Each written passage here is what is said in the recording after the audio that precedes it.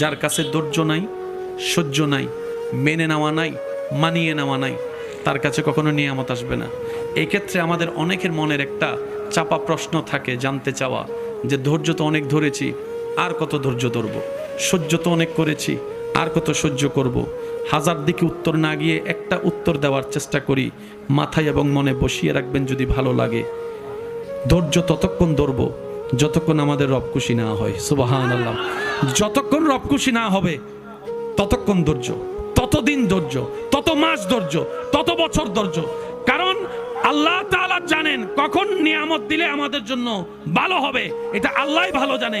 ওই হুকুম আসা পর্যন্ত অপেক্ষা করতে হবে, এটার নামে ধৈর্য। কোনো হা হুতাশ করা যাবে, আফসোস করা যাবে? আল্লাহ দিল আলহামদুলিল্লাহ, না দিল আলহামদুলিল্লাহ। সুখ আপনাকে খুঁজতে হবে না, দেখবেন সুখ আপনার ঘরে নিজে থেকেই চলে আসবে। বলেন সুবহান।